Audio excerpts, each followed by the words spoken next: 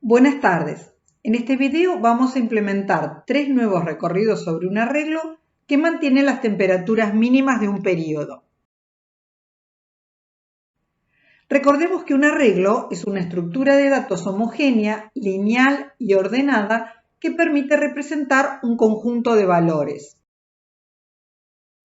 En todos los recorridos que vamos a implementar asumimos que el arreglo está creado, tiene al menos un elemento y ya se han almacenado valores para cada uno de los días del periodo.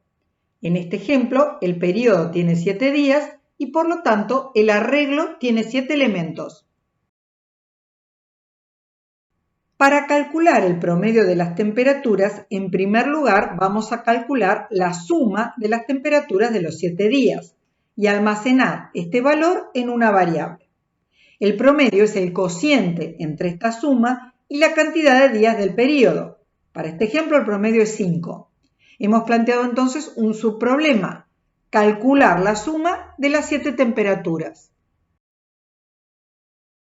Declaramos dos variables de tipo float, promedio y suma. A esta última la inicializamos con la temperatura del primer día del periodo, o sea, -2. Luego debemos sumar la temperatura del segundo día a la variable suma. Se le asigna a suma el valor 6,2. Luego sumamos la temperatura del tercer día a la variable suma. Se le asigna entonces el valor 16,2. La misma instrucción, modificando el valor del subíndice, se va a ejecutar repetidamente para las últimas 6 temperaturas del periodo, de modo tal que debemos generalizar este comportamiento.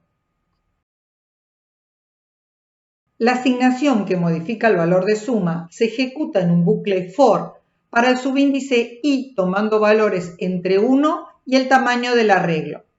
En el momento de iniciarse la primera iteración, suma tiene el valor -2 e i tiene el valor 1. Cuando i toma el valor 7, el bucle termina y suma tiene el valor 35. Al promedio se le asigna el cociente entre suma y 7, es decir, 5. Vamos a implementar el código del segundo recorrido para calcular en cuántos días heló. Para este ejemplo, la expectativa es computar el valor 2, ya que las heladas se producen cuando la temperatura es menor a 0. Se trata nuevamente de un recorrido exhaustivo. Es necesario considerar cada elemento del arreglo e incrementar un contador cada vez que la temperatura registrada es menor a 0. Llamaremos cont a la variable que mantiene a este contador. Comenzamos entonces declarando la variable cont y asignándole el valor 0. Después de implementar dos recorridos sabemos que podemos utilizar un bucle for, aunque en este caso la variable i se inicializa en 0, porque vamos a tener que considerar el valor de cada uno de los 7 días de la semana. En cada iteración se compara la temperatura de un día con 0. Si la temperatura es menor a 0, se incrementa el contador. Comencemos entonces con la traza. En la primera iteración se compara Tmin sub 0 con 0. Como la expresión computa verdadero, el contador se incrementa en 1. La iteración termina. A continuación, la variable i se incrementa en 1 y se compara la temperatura del segundo día con 0. En este caso, el contador no se incrementa. Nuevamente, la variable i se incrementa en 1 y se compara la temperatura del tercer día con 0. El contador no se incrementa. Dejamos pendiente como tarea completar la traza. Cuando la variable i tiene el valor 7, la iteración termina y el valor de cont es 2. Consideremos ahora la última consigna: decidir si se produjeron heladas en el periodo.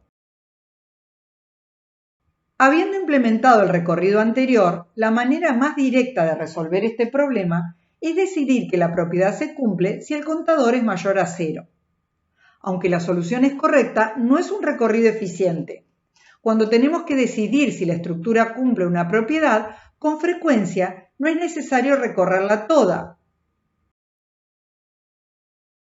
Cuando la condición que acompaña al if computa verdadero, ya podemos interrumpir el recorrido.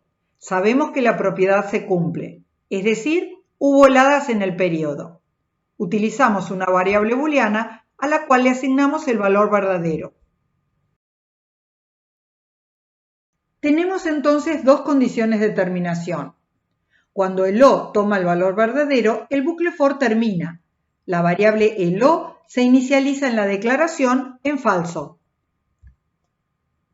Se trata entonces de un recorrido no exhaustivo. La traza para este ejemplo es sencilla.